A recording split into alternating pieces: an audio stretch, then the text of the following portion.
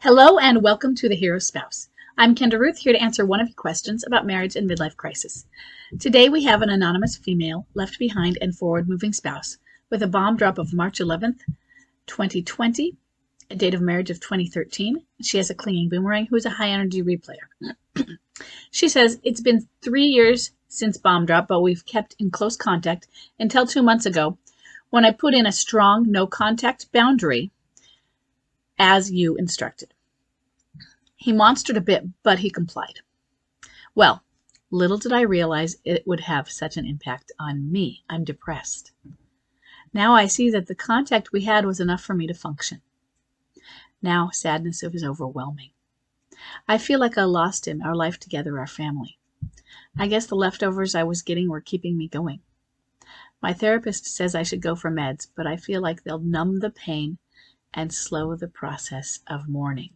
Any advice?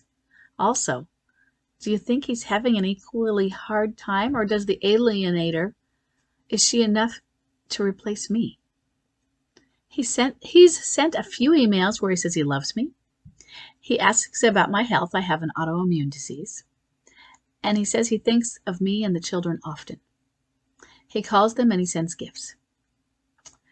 Is it just guilt, or does he miss us? As time goes by, is he more likely to forget us? I hear that the alienator tries hard to fill his life with endless replay activities. First thing, there are some things that you should believe.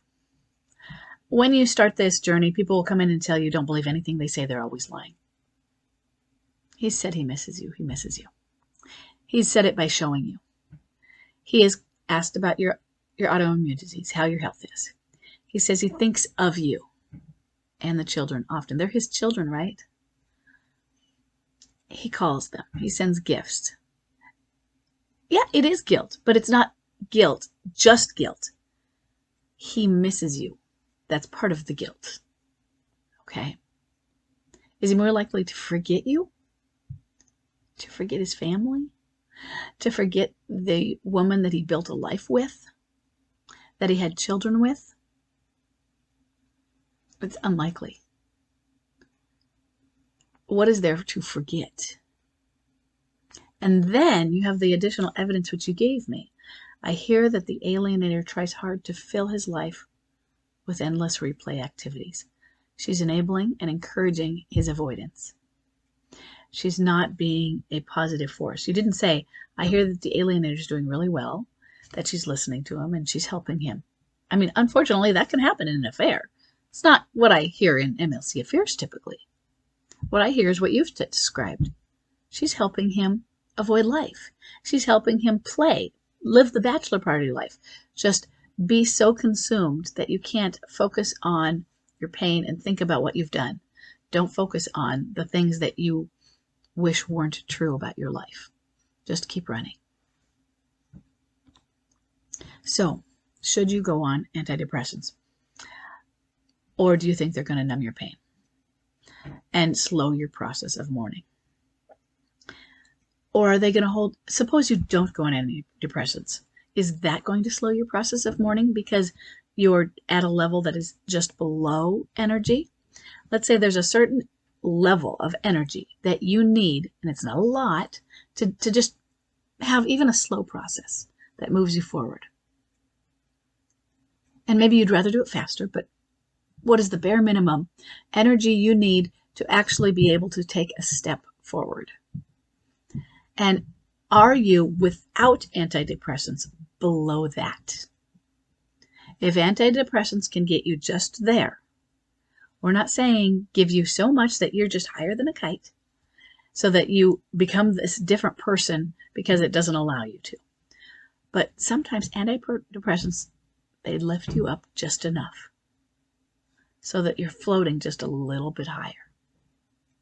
So think about that, because if you're not able to get to that level, what is the point? Because it's not helping, not being on meds isn't helping you process through the pain either. That's why what is shown to work best are meds when combined with talk therapy. And they don't have to be a lot. Just keep up the talk therapy because the meds aren't a cure. Okay? So it's up to you, but I recommend trying it. Because what you're doing is your depression is so much fear-based, is he's going to forget about us. I'm so worried. You're living in anxiety and worry, and you need some help coming through that. Talk therapy, but also there are things going on in your brain. And talk therapy is inching at them, but maybe it's not enough.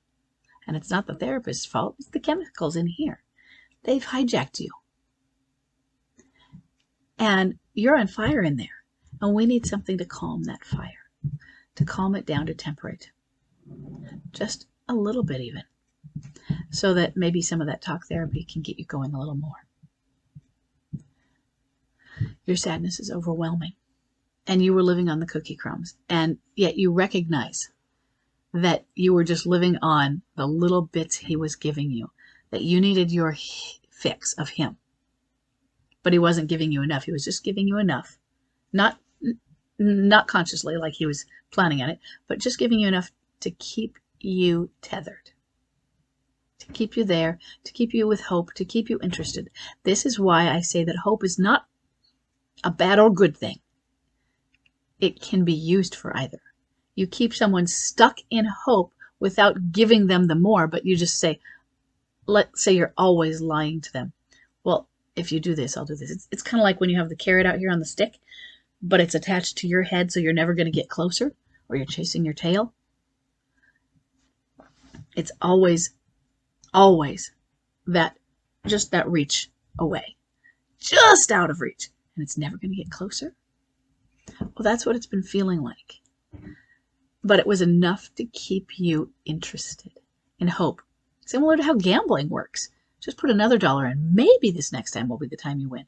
Maybe. And then you have to put it in just to recoup what you have lost. You have invested in him. I just have to get my investment back. I just have to get a little bit more time, a little more. And it's not working, is it? And yet without that, you have gotten off of your addiction now with this no contact boundary. And I'm sorry it's so challenging and so difficult. What you have been given, though, is some confirmation of he thinks of you often, you and the children. He asks about you. He calls the kids. He gives them gifts. He says he loves you.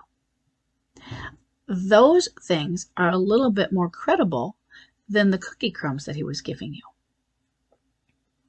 So I want you to work on being healed. Work on where instead of feeling numb, you feel something. And then instead of just feeling something that's pain, I want you to work on feeling and choosing joy.